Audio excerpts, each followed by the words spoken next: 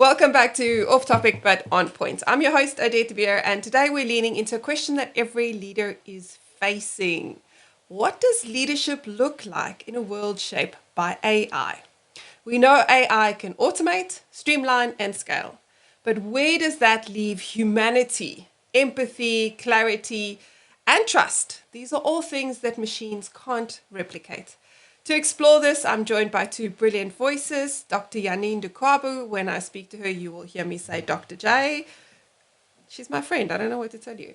Leadership strategist, researcher who studies how leaders adapt in times of disruption. And Pastor Christo, also known as Pastor C, pastor and community builder who sees leadership through the lens of people and trust. And together we are going to unpack how to balance tech and humanity in the future of leadership. So as a coach, I see leaders caught up in overwhelm and clarity. Just this morning, my Pilates instructor said, I am not going to have a job because we have virtual Pilates things. And I said, so actually, that's not true, because no one's pushing me while I'm doing virtual Pilates. Whereas when you're here, you get to say, I think you need to do that better, or you need to do it a little bit more. The reality is that AI is added into our world, and it can either magnify the noise or sharpen our focus. And it depends on how you use it. Dr. J, let's start with you. From your research perspective, and I say that because Dr. J has done tons and tons of research, and if you have 10 minutes with her, I suggest that you ask her tons of questions. Dr. J, when you look at AI in leadership, do you see it more as a disruption or an opportunity? I definitely don't see it as a disruption. I see it as an amplifier, if I can explain it in that way.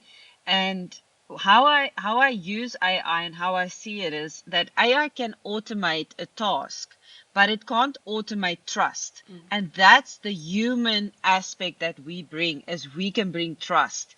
I must agree with you. It's very easy to get a personal trainer online now through an app, and it's done and it's dusted, but that's not what I want. I want the person. Dr. Gustav Gauss uses this nice phrase that he says, it's warm bodies in a room. And you can't replace that. AI can't replace that.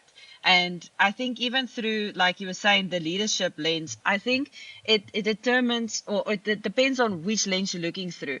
Because if you're going to lead from fear, then AI is definitely going to look like disruption. It's going to look like this is going to replace my job and people. It's going to dismantle roles. It's creating uncertainty. But if you're going to lead from a place of intentionality, then AI is going to be that amplifier. It's really not going to, and it's not possible. It's not able to replace human essence. So, and it can extend our human capacity, but it can't replace us as human. So it's definitely, in my lens, it's not a threat to leadership. It's going to be that mirror that we look through. It's going to force us to ask important questions. So what makes leadership uniquely human? I think that's one of the things that we need to ask. I think that trust lies in there. It's an opportunity for us to go to a deeper level of leadership. I think leaders who's going to adapt to this, that's going to lean into vision, that's going to lean into wisdom, that's going to lean into discernment, those leaders are going to go far, because that's the essence of human that AI can't replace. So if we can focus on vision, if we can focus on wisdom and discernment, then that's going to go a long way. Not just the efficiency, because AI is great with efficiency. It's great with productivity and those kind of things, but it can't replace us as humans. That's I hope that answers your question, It Odette. it does so well. It's so powerful, and I love what you've described, AI amplifying what's already there. Love that word, amplifying what's already there. So it's also a little bit garbage in, garbage out. So it's amplifying the garbage that you put in, or it's amplifying your insight that you put in. So both are true, and it's exactly true in the boardroom as well. Leaders don't, I don't think leaders fear AI itself. I think they fear losing control, which is part of the perceived problem. And where I believe we're going is that as leaders, we have to become more clear, because that's what transforms the disruption into the opportunity. Being clear, If you've ever asked Mm. your chatbot anything, it'll start with answering the question and then go on a completely different tangent. Now, if you are neurodiverse or slightly Mm. distracted or love shiny things, then you will run with your AI bot and 3 hours later not get done what you thought you wanted to get done. Which brings me to your point. You said it can be efficient. My question is it being Mhm. effective? And we have to remember that both those things are important. Pastor Christo, you lead in spaces where technology will never replace human heart. How do you see leaders keeping humanity central as AI accelerates? First of all, I believe we have to find the value. What is the value within the relationship that you are currently in?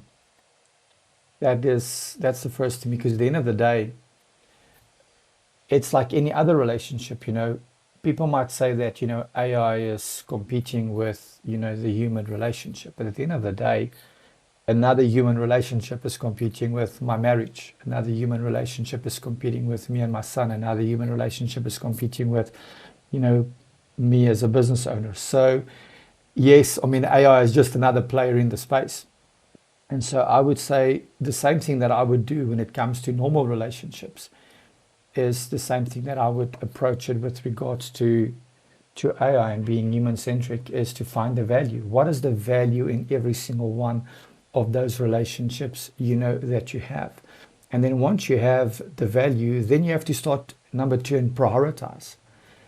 Make it a priority to be with that person. Prioritize the engagements, prioritize the time together. And I suppose that's probably where one of the challenges comes with AI, because with AI, a lot of things are automatic. I wake up in the morning and there's a notification on my phone. I get in my car and it tells me how long it's going to take me to get to the place I want to go. And so a lot of the things is automatic, where with relationships, it needs to be spontaneous. And we have to put in the work. And so therefore we have to prioritize those engagements. It's not just going to happen because there's now another force competing for our time, competing for our attention. And so those two things I believe is vitally important. And then thirdly, it would just be to plan, to really sit down and plan these moments and times with your team, with those relationships, to ensure, like you said, that it's effective, that it's not just us sitting in a room because we have to be there or because we scheduled a meeting. Yesterday, I had a coaching session with a client, and the majority of their time is spending meetings during the day. The question is, how effective are those meetings? Are we having a meeting simply because we need to meet? Or is there a real plan and a purpose behind those engagement that is effective? Because today, people's times are much more valuable, not more valuable than times go by, but I think the currency of time is just at such a space of attention. Everybody wants your time, that we need to make sure that it's effective moments that we have with people. So yes, on one instance it's changing dramatically, but in the same breath it's not, because it's just something else that is now calling for our attention. And if you can find the value, if you can prioritize and then start planning towards that, I believe you will I keep it really human like how you centric. kept that practical, Pastor C. It's heartfelt and still practical. You're like, well, it needs to be spontaneous and you need to plan. And that's the paradox of the human condition, right? We have to plan the spontaneity, otherwise it doesn't happen, because we just go about life and then we get distracted. I think one of the things that you imply through what you say but may not have explicitly said is compassion and empathy. I have spoken to my chatbots and they'll be like, oh, thank you so much for sharing this with me, or that's very kind, or this is a very deep insight, or whatever. And then I'm like, dude, you have no idea. Like, you cannot even begin to understand this. So please don't use the words, it's fake, right? Whereas when we are speaking to people, you can tell when someone's being fake, you can tell when they're being empathetic and when they're compassionate. And sometimes for our brains to All we need is someone to listen with empathy.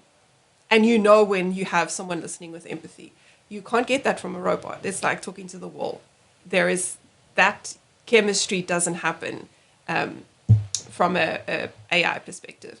Dr. J, I'd love to dig just a little bit deeper. In your view, which leadership skills actually become more important in an AI world?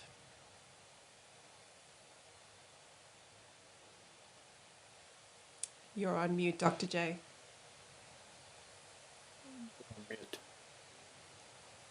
There we go. Thank you. Doesn't happen automatically. Something still needs our input. Yes. Odette, you said it in our last podcast, and I might not quote you exactly the same words, but what it came down to is that the future doesn't need more information, it just needs more interpretation. And I think we can look at the skills in the same way. So, skills of the head is being digitized, but skills of the heart, leaning into what Pastor C said, needs to be prioritized. So, if we look at things like emotional intelligence, critical thinking, storytelling, ethical judgment, the ability to align all the various peoples or our diverse teams around purpose, around vision, around where we're going, those things becomes non-negotiables. And the thing is, AI might predict the patterns, but leaders, us, sitting here, we need to provide the meaning for it. It's like Pastor C said, we at this meeting, it was a great intention because ChatGPT said to you, in order to align your team better, you need to have regular meetings. Now you're sitting there and nobody has anything productive to say, and you might as well have not had that meeting. Yes. So we have to bring the meaning. We're going to have to prioritize the heart. We're going to have to bring the understanding. And that's why I say it needs more interpretation. So AI is going to optimize our decisions for us. Leaders needs to humanize them. In the world that we are living in right now with AI, now think about this, right? This is how I would sum it up. Soft skills are no longer soft. They are actually the hard edge of leadership. You cannot be without them. You cannot compromise on those things. So that's how I would say, or that's how I would say what leadership skills are important. They are actually more important even now than what they even were before. So yeah, that's a great way for companies to go to. I agree 100%. We don't win by being faster. We win by being clearer, wiser, and definitely more human. You've said it 1,000,001 times. The future is human. The future is us. We have a choice, though. We must choose to lean into our humanity and what makes us different. The fact that you don't necessarily have an instant response to a question. You're not an AI bot. Sometimes we need to apply discernment. Discernment isn't always something that you have like that. For me, sometimes it's a moment of, can I sit on it? And over a period of time, come back and then you start seeing things because you need an opportunity to view things from different perspectives. Pastor C, you've often said that leadership is about shepherding hearts, not just systems. So what practical habits can leaders adopt to stay people-centered while still embracing technology? Because it's not going away. Dr. Nin said something powerful there. It's the skill of the head is going to be digitized, and the skill of the heart needs to be prioritized. And it's to look at those things and say, okay, so what is the habit of the heart? Because our head is going to always, want to focus on the skill set and the digital aspects, where we need to then look at, all right, how do we create habits that is heartfelt? And for me, it's the 3 Ps. If you can apply the 3 Ps, you will absolutely nail it. Pastor C, could you Do you agree? just pop in there your 3 Ps, proper people placement, So the 3 prevents problems? Ps. I'm glad you asked. Now, the 3 Ps for me is you need to practice presently present. You have to practice to be presently present. If I look at AI, what AI can't do is AI doesn't have presence. No. And so whenever we sit in those meetings, wherever we have those conversations, whenever we look at, our relationship with people, it's not just to be there. And just one moment, I just got to check something. It's not that, it's to be presently present. Yes, I'm here with only you. It's that old saying that says, make that person feel like the most important person in the world when you are with them. So practice to be presently present. And I say practice because it doesn't just happen automatic. It's something that you got to work on. And I've seen it more and more and more that once again, as other things are pulling for your attention, you got to practice this consistently, not just to be present, but to be presently present. Be there, like for real. It's that saying of, the lights are on, but nobody's home. It's not to do that. And then I was just thinking about this as Dr. Janine was speaking about, the digital aspect is, and she mentioned something about we need to define what does it mean to be human. I think, or the quote was, what does it mean, or what makes leadership human? What makes leadership human is what she said. And I think that we need to look at what does it mean to be human? Because you have AI and you have human, like we are a human. Okay, but what makes human human? It's really going to take us to go dig deep and to realize, okay, but what is our difference from AI, and what is our difference from technology? What does it mean to really be human from like at a basic level? And then I'm thinking about five things. Thinking about the five senses. Is so what can I do, that is seen? What can I do that is felt? What can I do that, taste? What can I do? Speak it with my voice, and then what can I hear? When you sit in meetings and people are speaking, what are you hearing? And so if we can just, from a basic fundamental level, hone in on the five senses when we are with people, I think those are the habits that is going to be the the skills I of the love future. that, Pastor C. And one of the things I think there's the leadership aspect, but it also plays so well into the customer experience aspect because people don't remember the chatbot. In fact, here in Australia, you will hear people complaining about the fact that they can't speak to a person. It is a very frustrating thing. We want real people. Why? Because people make us feel things. When things go wrong, we need a person, again, empathy and compassion, to say, Odette, I'm so sorry. I understand how you feel because they can actually, and the human experience tells me that you can understand how I feel. And then even if you don't fix it, just hearing me, whereas the bot is just like, it's the Yeah. blank wall. And I love what you said about the five senses because that's how experiences are created.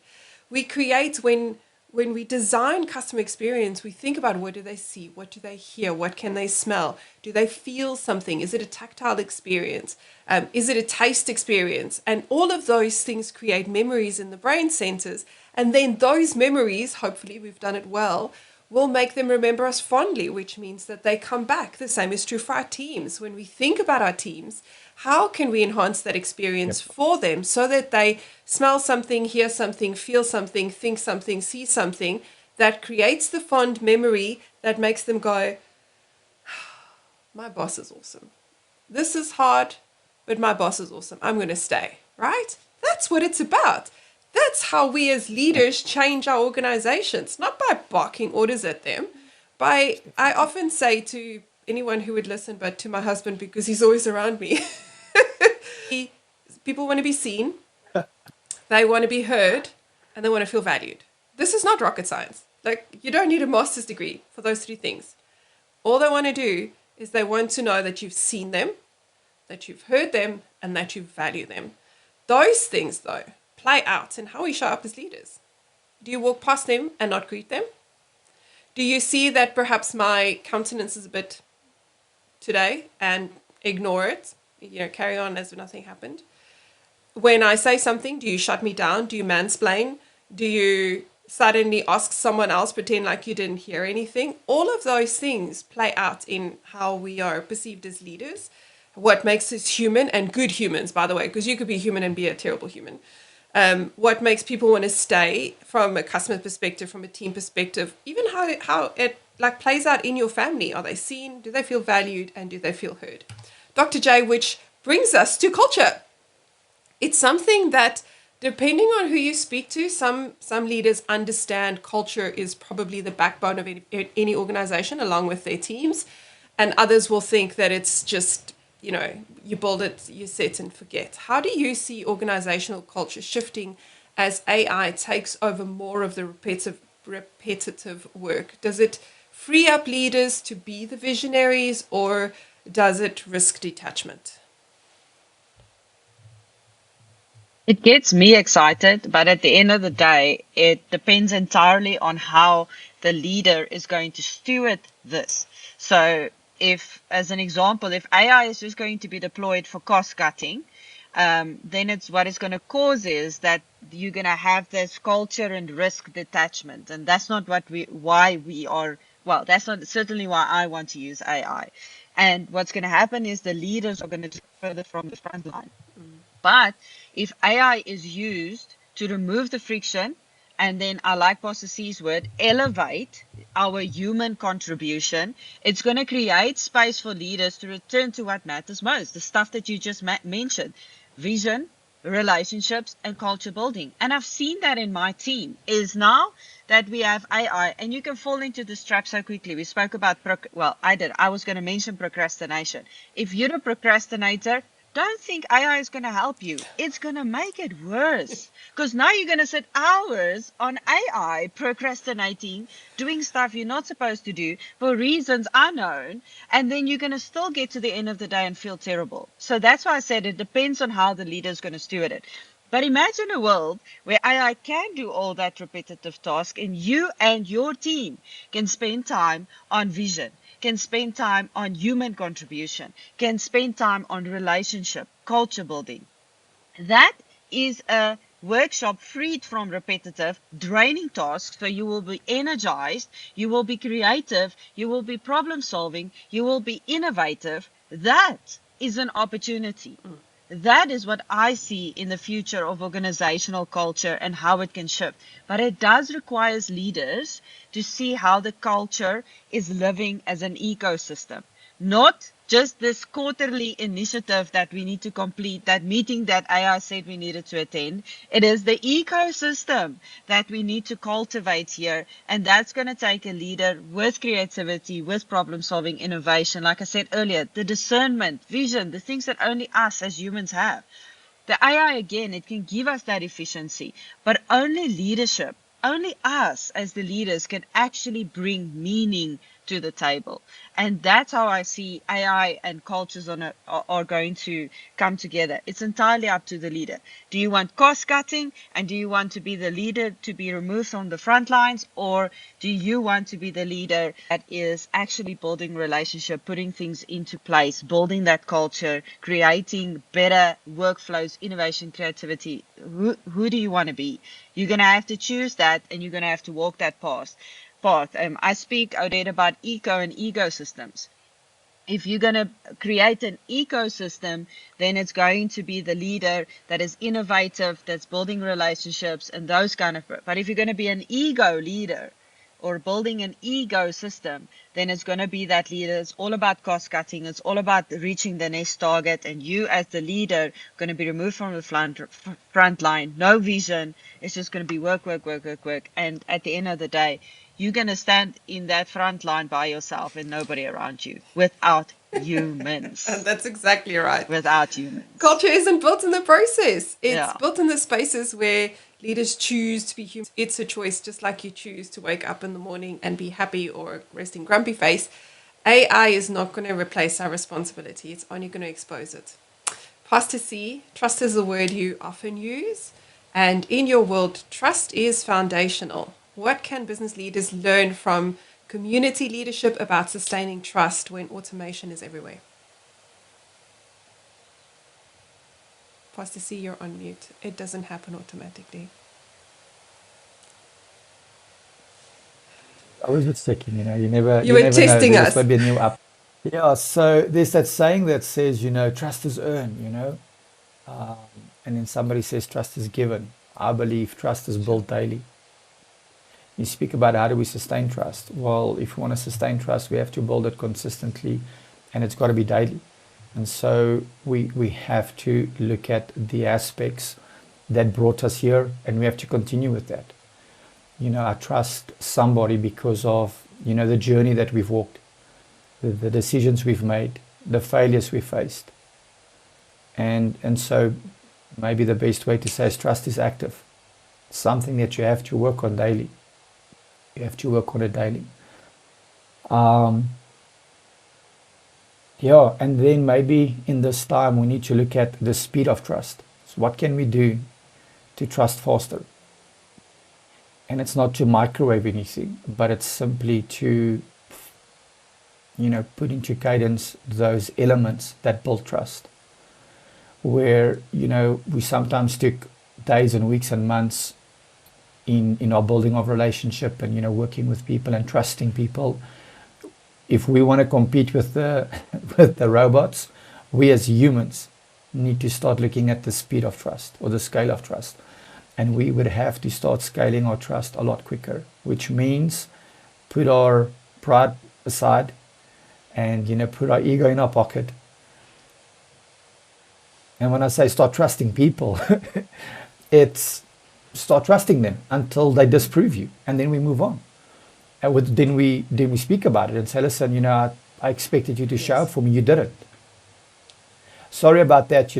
Something happened with my family, and I had to take care of my family. Okay, great. So there's still trust because you didn't disappoint me, you didn't drop me. It was simply I didn't know, I didn't have the perspective, or I didn't have the information. Where I think that old thing of carrying offense with people for way too long, that's going to hinder us as the humans. We need to start becoming human, which means we make mistakes. There was such a beautiful, or let me rather say, an incredible moment during the Ryder Cup over this past week. Now, the Ryder Cup is a golf tournament that is played between Europe and the United States for those that are not familiar with golf. And so the USA was losing like really bad. I think they were like 10.5 points down to 4.5 points on the final day. And so the tensions was heated. I mean, like the American fans were just shouting at at the European fans, and there was such tension. And there was one moment where four players were getting into an argument, and the caddies got involved, and then some of the team captains got involved. And then this one guy, Ted Scott, he's the caddy for Scotty Scheffler. He actually went and he pointed to this one guy, Francesco Molinari, from the European team, and he was like poking him in the chest, if I'm not mistaken. And he was just letting go, of like their opinion about it. And it's caught on camera, and I mean, it went viral, because here's these people like almost hitting each other on a golf course. And the beautiful thing about this is the next day on social media, Ted Scott, had his phone out, took a selfie video with Francesco Molinari, and he says, I want you to know that we are good. And I want you to know that I know this is a good guy, and I know that he's a humble guy. What happened yesterday was wrong. I apologize, made a mistake. He said, before we even got to the next hole, all of us sorted our issues out. The world was still, playing the viral clips about, this incident where the individuals already moved on. And what was nice about this for me is how quickly, Ted Scott acknowledged what he did was wrong, how quickly he responded. And then he said this, and I was like, wow, it's so true. Because he's a Christian, and I mean, he lives out Christian values and he speaks about Christian values, and what he portrayed was maybe not in line with that. And he said, I'm a human, I'm going to make a mistake, but we move on and we grow. And when I saw that, I'm like, wow, this is what we need, is we need people to almost act out more often so that we can, be corrected and come back in line. Instead of wanting to play it safe the whole time, and then we never show our real emotions. We never show our real self. The reason why we are good friends is because we are real with one another.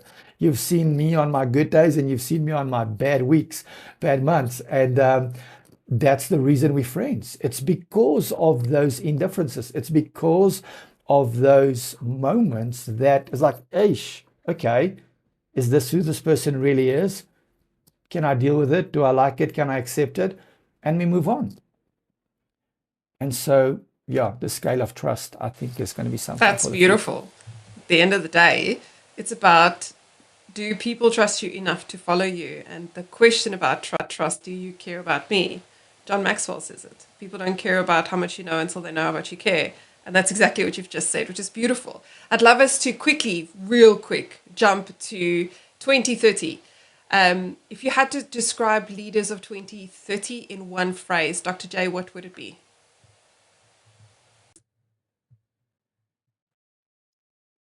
I almost want to use Pastor C's phrase. That's what I was going to say is be there for real. I don't know if you realized how you said it, but be there for real.